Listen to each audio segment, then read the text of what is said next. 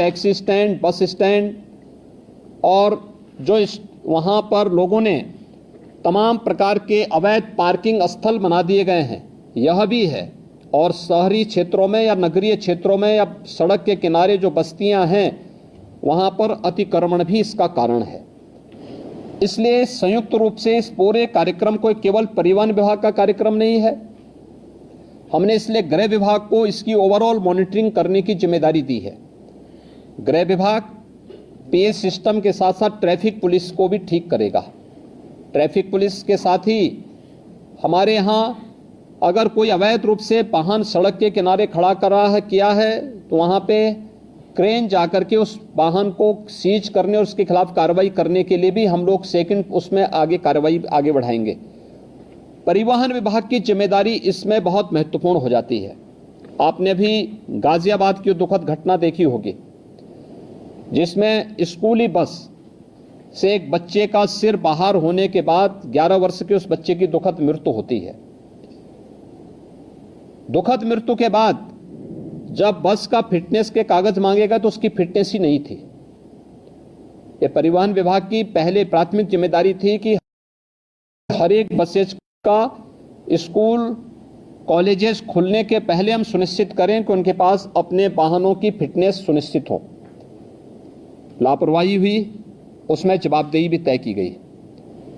परिवहन विभाग को इस बात को सुनिश्चित करना होगा कि सभी प्रकार के बसेज का, ये स्कूली बसेज हों, प्राइवेट में कॉन्ट्रैक्ट कैरिज में चलने वाली बसेज हों या फिर परिवहन विभाग के साथ संबद्ध बसेज हों या फिर उत्तर प्रदेश परिवहन निगम के द्वारा संचालित वाहन हों या ट्रक हों, 4 व्हीलर हों, 2 व्हीलर हों, इनको नियमित रूप से इनकी चेकिंग करना और ट्रैफिक के नियमों का पालन करवाने की व्यवस्था इनसे सुनिश्चित करना, यह परिवहन विभाग सुनिश्चित करें। उनकी जो फील्ड में तैनात जो भी उनके अधिकारीगण हैं वे इसको सुनिश्चित करवाएं।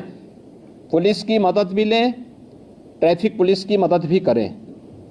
ओवरलोडिंग को रोकना, सड़क के किनारे कोई ट्रक कोई बस अवैध रूप से पार्किंग न करें और सभी जिलाधिकारी और पुलिस अधीक्षक इस बात को सुनिश्चित कर लें।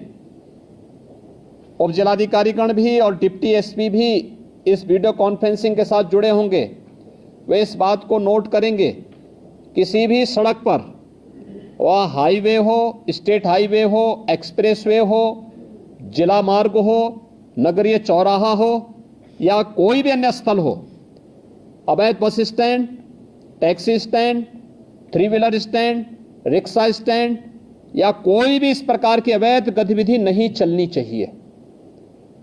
स्टैंड का मतलब सड़क के किनारे उसके पास पर्याप्त मात्रा में पार्किंग का स्पेस हो, वहां आने वाले यात्रियों के लिए कुछ बुनियादी सुविधाएं हो, महिलाओं के लिए, पुरुषों के लिए टॉयलेट हो, पेयजल की सुविधा हो, बैठने की व्यवस्था हो, तो कोई व्यक्ति स्टैंड के नाम पर तब वहां पर प्रशासन से अनुमति लेकर के तब तो स्टैंड की फीस वसूल कर सकता है।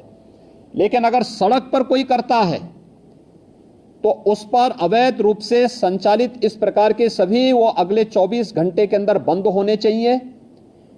बंद होने के साथ ही हमें सुनिश्चित करें कि अगर कोई व्यक्ति इस तरीके के उसको करने का अभ्यस्त है तो उसमें एफआईआर लॉन्च करके, गैंगस्टर के अंदर एफआईआर लॉन्च करके उसमें फिर हमें उसकी पूरी संपत्ति को जब्त करना चाहिए। उसने इस प्रकार के अवैध वसूली से जो पैसा कमाया है वह राजकोष में वो पैसा आना चाहिए, इसकी कार्रवाई हमारी आगे बढ़ जानी चाहिए।